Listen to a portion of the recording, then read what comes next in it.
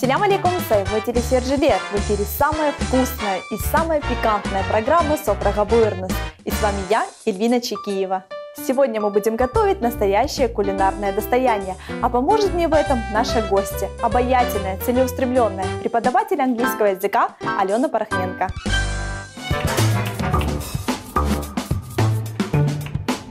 Язык является важнейшим средством коммуникации в обществе и тесно связан с нашим мышлением и сознанием. В современном мире только знание иностранных языков позволяет открыть мир неограниченных возможностей. Героиня нашей программы Алена Порохненко более 10 лет занимается любимым делом – преподаванием английского языка. Особое значение она придает качеству знаний и уверена, что для получения желаемого результата требуется правильная и сильная мотивация. И уже сегодня Алена Порохненко поделится рецептом вкусной закуски в сезон пикников на гостеприимной кухне «Софрага Буйрнус».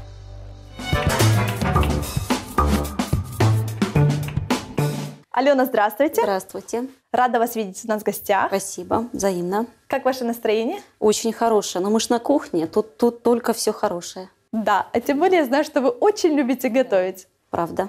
Алена, я знаю, Да. что вы сегодня пришли к нам с таким интересным классическим рецептом, который, в принципе, готовится легко. Расскажите, что это будет. Это будет куриный рулетик. Он, кроме того, что он вкусный, это еще и красиво выглядит на столе, скажем так, украшает стол. Да. Поэтому, если хотите удивить гостей, пожалуйста, покажем, как это сделать сегодня. Это к чему относится? К закуске? Или... Да, скорее всего, что это закуска. Да, такой Здорово. себе легкий, да. Но мне уже не терпится узнать, как это все готовится, но перед этим я хотела бы спросить, что нам понадобится. Давайте перечислим. Для омлета нам понадобится 3 яйца, Так. вот, 100 грамм любого твердого сыра, Мгм. абсолютно любого, 100 грамм майонеза, 1 столовая ложка манки. Ну, собственно, все для омлета. Для фарша мы будем использовать куриную грудку, то есть, в принципе, можно и говяжий фарш использовать, как Так. это дело вкуса. И 1-2 луковицы, и специи, соль, перец по вкусу. Хорошо. А вы говорите, что можно приготовить из говядины, да? У нас Да. куриное мясо, оно более нежное и Да. готовится быстрее, да? Да, ну с говядиной оно такое, да, утяжеляет все-таки. Рулетик нежный, Мгм. он утяжеляет, и цвет такой более уже насыщенный. Ну, опять же, дело вкуса. Так, все на любителя. Да, да, да. Но мы расскажем сегодня о тех вариантах и об этих, чтобы дорогие наши телезрители могли в этом блюде варьировать. То, что Хорошо. любят. Да, с чего мы начнем? Мы начнем с приготовления омлета. Так, а для этого нам понадобится? Ну вот, собственно, яичко, Мгм. твердый сыр, его нужно натереть, кстати. Хорошо. Майонез и манка, и все это перемешиваем. Мгм. Я займусь приготовлением омлета, а вам нужно натереть сыр на самую мелкую терочку. У вас есть там? Да, вот это вот, думаю, подойдет. Да. Как я люблю помогать гостям. Алена, будем знакомиться. Расскажите о себе, о своем детстве, кем вы мечтали быть. У меня мама учитель, поэтому, наверное, мне варианта никакого не было. оставалось. Да. Ага. Ну, а если честно, сколько себя помню, всегда хотелось быть учителем. Ага. Ролевые игры разные есть, а у нас были именно в школу. Мы играли в школу у нас еще. А как же Сестра, двоюродная магазин? Вот. Причем, помню, абсолютно вся испорчена мебель в доме мелом. Я описывала мелом эти шкафы. Вот. Ну, вот так вот. Родители ругали, но, видимо, не сильно, потому что охоту не отбили. Мгм. Вот. А когда начала изучать английский язык, то я поняла, что мне он только для этого и нужен, чтобы передавать знания другим. Вы с ним познакомились в школе, правильно? Да, Ага. да, с 5 класса. Немаловажную роль играет преподаватель, который именно вел Да, у вас точно. английский язык и произвела на вас такое впечатление. Да, я тоже так думаю. Но вообще преподаватели английского языка, они немножко отличаются от всех преподавателей. Так. Высокий каблук, Мгм. там юбка, платье, хороший аромат. Ровная Вот. осанка. Да, да. Но мне тоже так мечталось. Вот я буду Аленой Юрьевной, вот платье носить буду, каблук высокий. Вот как-то у меня такой образ остался, как будто это единственное место, куда можно вот так вот Действительно, одеться. физики Да. отличаются от математиков, да, вот преподаватель английского языка в свою очередь также отличается. Алена, насколько мне известно, на сегодняшний день вы успешный преподаватель английского языка. Но все начиналось ведь с первых шагов. Расскажите, как вы выбрали профессию, кто вам в этом помогал, кто поддерживал? Я кем хотела, в принципе, тем и стала. Других вариантов у меня не было, по крайней мере, я о них не помню. Вот. 10 лет я работала в школе. 10 лет Да, 10 лет. в школе? Поговорим немного позже. А расскажите, вы поступили, получается, на факультет иностранной филологии, да?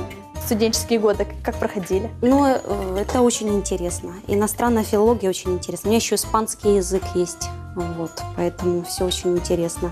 Так, Алена, я вижу, что вы замесили, да, уже миску?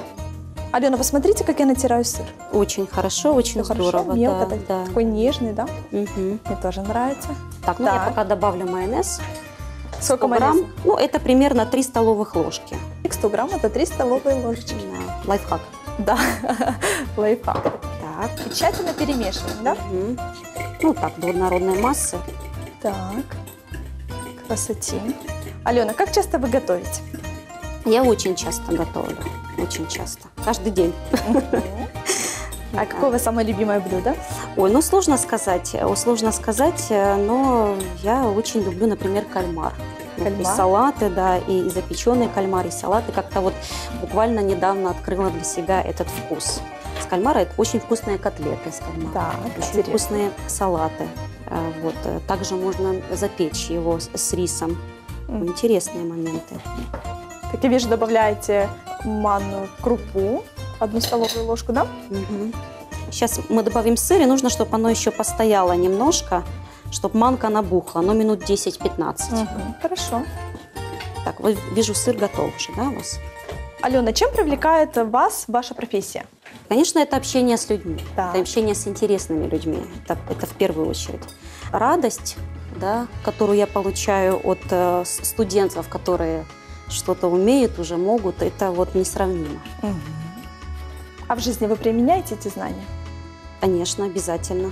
Общение с носителями языка, то же самое, да. Иногда даже помощь какая-то вот на улице мы идем. Часто такое бывает, когда иностранный студент, да, у нас тут учится, не знает, как пройти, как проехать. И здесь проходит добрая Алена, Да, которая бывает. посоветует и поможет. Бывает такое, да. Добавляем сыр. Так, какая красота.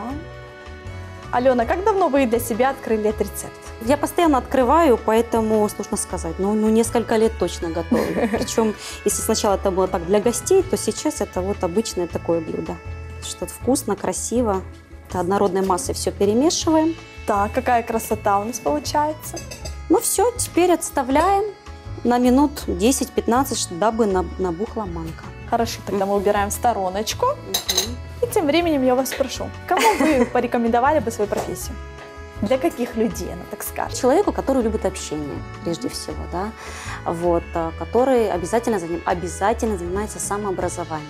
Да. Потому что ученика нужно к чему-то вести.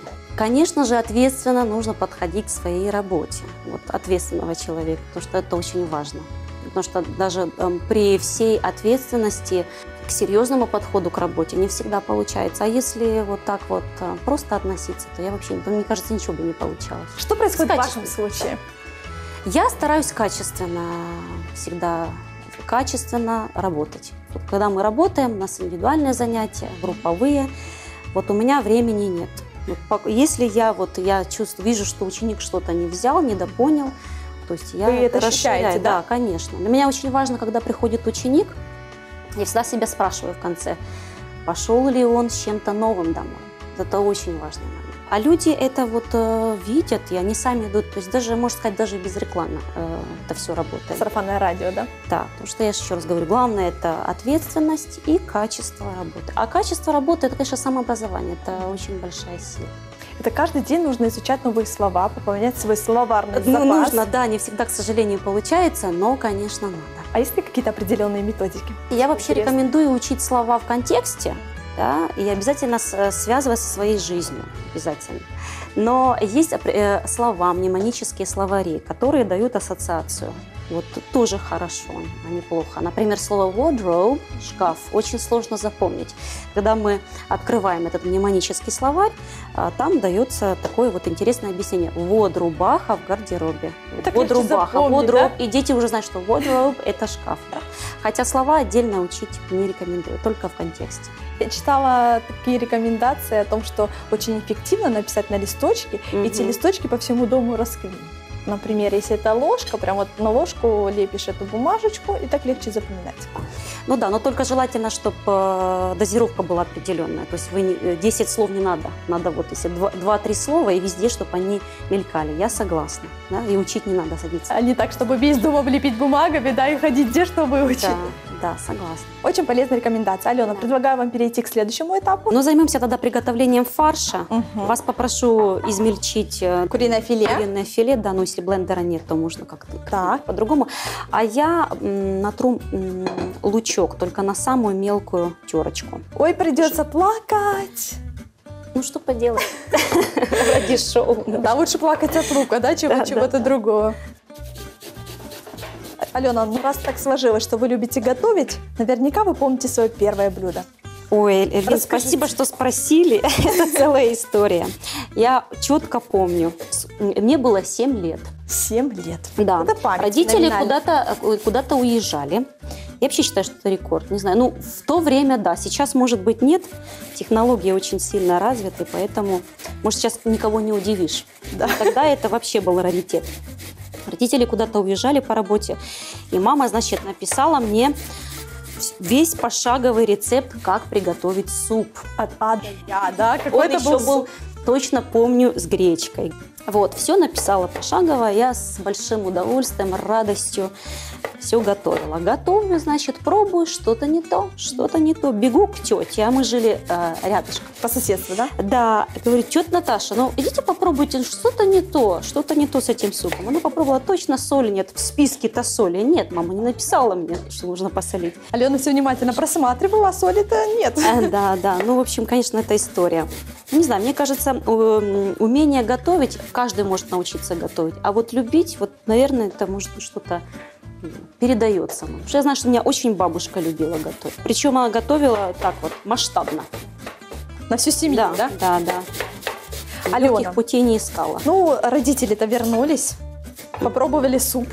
А ну, этого я уже не помню. Не помните? Да, но я думаю, что только все самое хорошее. Думаю, с помощью тетушки получилось вкусно. Да. Молодец. Вот такая история. Вообще замечательно, когда в доме пахнет свежей выпечкой. Ну, пускай не каждый день, но раз в неделю, раз в 2 недели, да, пахнет ванилью. Вот, это замечательно, это уют, это обязательно. Алена, ну вы большая молодец, в 7 лет приготовить суп и накормить семью, это, конечно, здорово.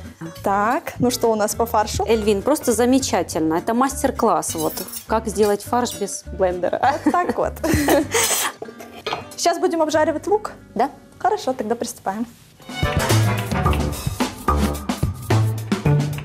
Мы сейчас будем обжаривать лук, только так, чуть-чуть, буквально до золотистого цвета. Он как раз убьет этот такой горечь чуть-чуть, да, приглушит, скажем так. Фарш будет вкуснее. Наливаем масло. Так, обжариваем до золотистой корочки, да? Да, чуть-чуть, немножечко. Хорошо. Алена, на ваш взгляд, какие основные составляющие хорошего блюда? Я считаю, что все-таки хорошее расположение духа повара – это самое главное. Что бы повар не приготовил, все будет вкусно, без суеты. Ну и, конечно же, важно, наверное, для кого мы это готовим, да, с кем. Вот у нас, я уверена, что у нас все очень вкусно получится. Я тоже в этом уверена. Собеседник вы очень хороший, и атмосфера у нас такая дружелюбная. Думаю, получится очень вкусное блюдо. И немаловажную роль играет подходить ко всему с любовью. Да, согласна, однозначно. И с хорошим настроением. Да, чтобы сияли глаза, как у нас сейчас с вами от лука. Алена, на данный момент вы проводите обучающие занятия английскому языку для всех желающих. Кто ваши ученики? Какой возраст? С какими запросами, с какими целями они к вам приходят? Эльвин, с самыми разными целями, самыми разными запросами, самыми разными профессиями, самый разный возраст. То есть это у меня несколько лет назад была группа, где в буквальном смысле 4 поколения вот соединились. Это 70 лет, и 70 лет, 50, там 40, 10. И всем все подходило, всем все нравилось. И все хотели... Вот в одной группе они все... в одной группе, да. Вот было такое 20 человек. И интересно. Дождь, там слякоть, снег. Вообще они летели вот на курсы и все, в общем-то. То есть самые разные люди. Интересно, вот в 70 лет какая цель может быть? Ну, как они говорят, что вот чтобы задержка каких-то там таких болезней с памятью, да, вот, тренировка, оставаться в тонусе. Молодцы. Вот разные, да. А цели разные. Есть и такие ребята, которые поступали в военное училище, морское. Цель достигают все в разной степени. Но цель достигается. Вот от этого радость. Да, вы уже Да, результат, видите. да. Вот от этого, говорит, в чем радость моей профессии, в чем плюсы. Ну вот в этом, в результате, только в результате. И в процессе приятно, потому что человек еще и при этом с удовольствием осваивает знания, да, то это... Обмен энергией, позитивом, да, хорошим настроением. Да.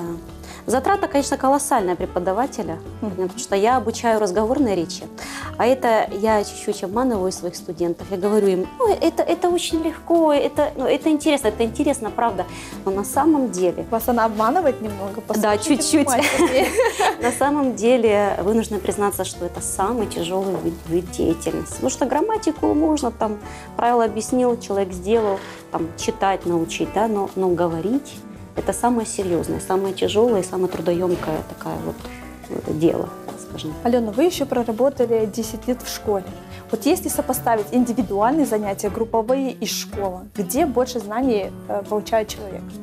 Индивидуальное занятие самое эффективное, потому что человек получает вот то, что ему надо конкретно, да, то есть и программа, она под него подстраивается, под его запрос.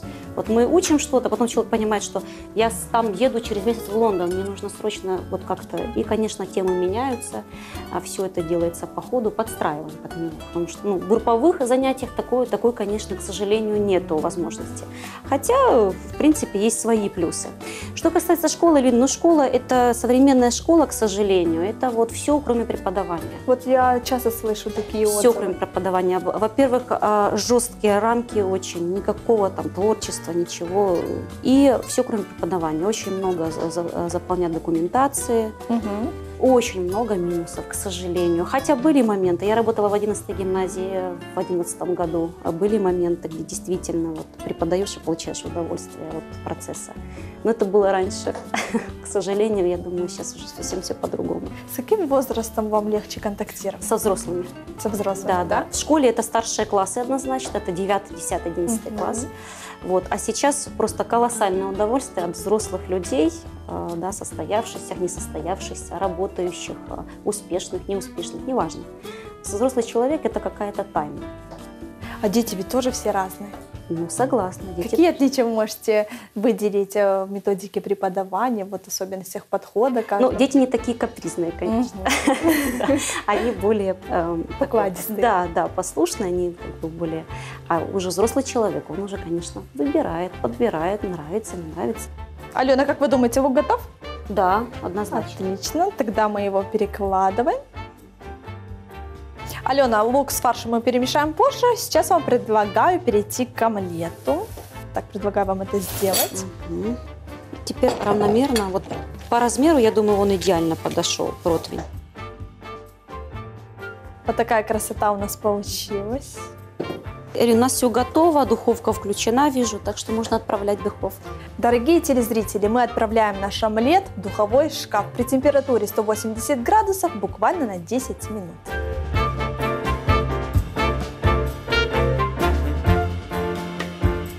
Ожидаем. Что мы делаем сейчас? Фарш. Так, а для этого мы добавляем лук, фарш, верно? Алена, сталкивались ли вы с трудностями проведения вот таких индивидуальных и групповых занятий? В принципе, если говорить о преподавании, то никаких трудностей нет. Как бы это ни звучало пафосно, может быть, трудностей нет. Вот. Единственное, что трудность возникает тогда, когда ученик не знает своей роли в обучении. То есть, потому что главная составляющая – это преподаватель, ученик. Да? И если ученик не понимает, что ему нужно работать дома, то, конечно, в этом и есть трудности. То есть он приходит исключительно на занятия, а то, что касается самообразования, вы говорили, что это главное, он этим не занимается. занимаетесь? Ну, даже не то, что самообразование, даже тот материал, который ему дается на уроке, Домашнее задание, да, домашнее задание. Ведь на уроке мы там первично отрабатываем, ну, сколько там, немного по времени. Мгм. Вот. А все остальное закрепление приходится дома. Это же язык. Если ты хочешь говорить, то нужно говорить. Хотя бы там по 10 минут, 15 в день, каждый день, да, делать определенные подходы. Вот. А если ученик не видит в этом сенсу, то тогда очень сложно. Что вы делаете в таких случаях, когда сталкиваетесь с такой проблемой? Конечно же, это, как всегда, диалог, разговор, обговариваем мотив, да, мотивация, почему изучаешь, почему приходишь. Вот пробуем разные виды работы. Не любит что-то ученик делать, и хоть ты тресни, он, ну, значит, надо дать время, отстранить этот вид деятельности от него, дать время переключиться на что-то другое. Но не всегда, конечно, это помогает. То есть мы ищем разные пути, а если мы уже не можем дойти до консенсуса, то мы просто прощаемся. Вот так вот. Бывает? Вы знаете, к сожалению, бывает, но, к счастью, очень редко. Алена, в интернете я видела у вас такой видеоролик «Диалог с учеником». Это какой курс обучения он прошел, что он так умело и легко разговаривает? Одно из первых занятий. Понятно, что Владимир не совсем там нулевые знания, да, есть чуть-чуть у него. Вот. И первые уроки всегда строятся всегда на знакомстве. То есть мы можем читать, мы можем переводить, а элементарно познакомиться, рассказать о себе и спросить, задать те же вопросы, вот в этом мы затрудняемся. Это ваша первая встреча, да, была? Да, одна из первых. Так, вы перемешали наш Теперь нам фарш. нужно добавить специи, чуть-чуть соли и чуть-чуть перца. Филе очень нежное мясо, и его желательно не перебивать сильно. Алена, с какими учениками вам проще работать? У которых есть какие-то базовые знания или которые приходят с нулевым, так скажем, багажом? Знаете, неважно, Эльвин, абсолютно неважно. Единственное, что мне больше нравится все-таки, когда человек учится чему-то. Да, когда не надо его переучивать. Первые шаги, они очень-очень важны. Если правильно направить. И щепетильные, да? Да. Нужно быть аккуратным в этом. Мне нравится все, что связано с моей профессией. Это здорово. Да. В процессе нашей беседы я уже поняла, что вы живете в своей профессии, и существование без нее вы просто не И трудности представляете. очень хорошо, зато вот я стою более профессионально. Если где-то что-то пошло не так, замечательно, значит, есть другой ход, другой путь, мы его ищем. Алена, мы все о работе и о работе. Да. Хотела бы узнать о вашей семье. Хватает ли времени на семью и как вы предпочитаете проводить время с семьей? К сожалению, в силу того, что мы заняты все, конечно, очень редко. Но это безусловно, это самые лучшие моменты, самые долгожданные.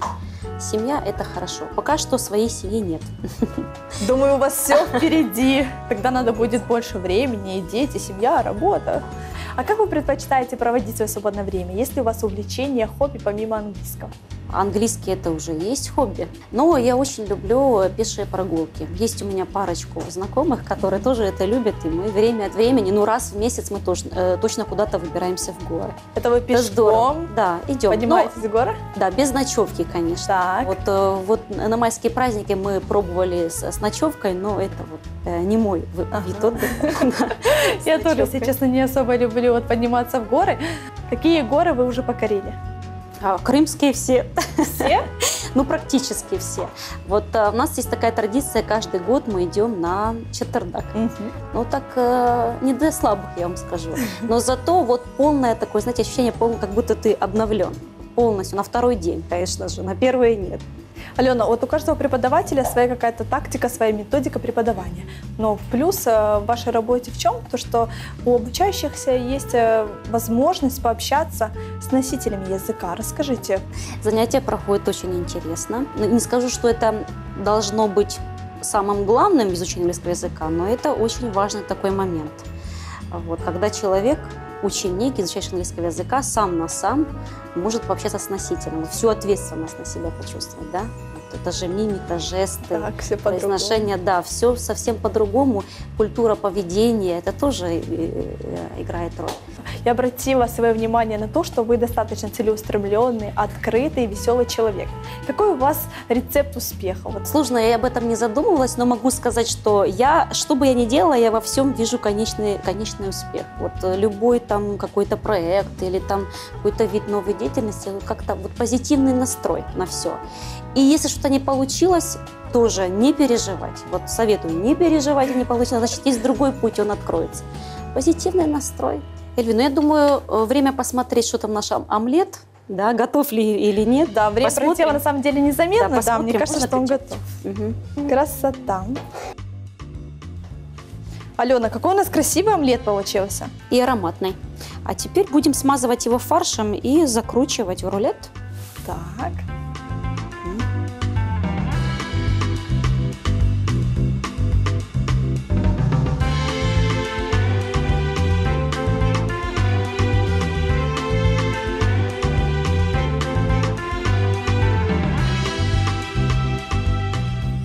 Видите, какой хороший рулетик? Он Да. трескается. И будем сейчас заворачивать. Будем заворачивать. Давайте. Так. Давайте.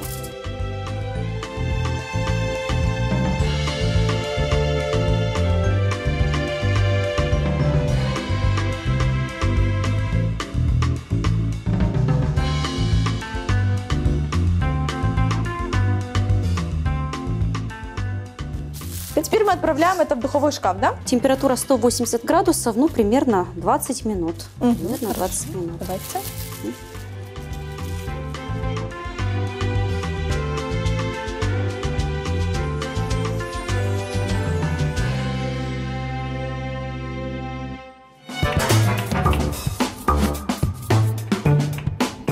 Наша духовка подала сигнал, а это значит, что наш рулет готов. Теперь осталось время его нарезать и украсить. Да, конечно, мне Сделаем? уже не терпится, с удовольствием. Алена, как тонко мы нарезаем? Но это дело вкуса, конечно, не сильно толстое нужно делать, а как уже, в какой форме, в каком направлении, это уже от вас зависит. Дорогие телезрители, наше блюдо готово. Посмотрите, какая красота получилась.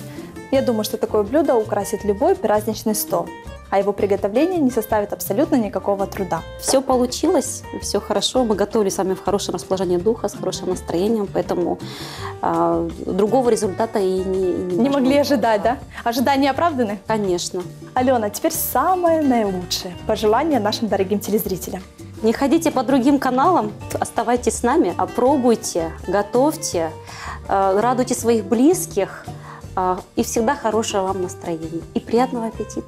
Какие замечательные слова, Алена. Большое спасибо, что пришли к нам в гости. Спасибо, что пригласили. Да, спасибо, что поделились таким замечательным рецептом. Плюс один рецепт в нашу копилочку. Приходите к нам еще, мы всегда будем вам рады. Спасибо. Спасибо. Дорогие телезрители, наша программа подошла к концу. Желаю вам удачного дня. Пусть вас окружают лишь светлые и позитивные люди. А это была программа «Софрага Буйрнус», а штат Волсон Корышкенде.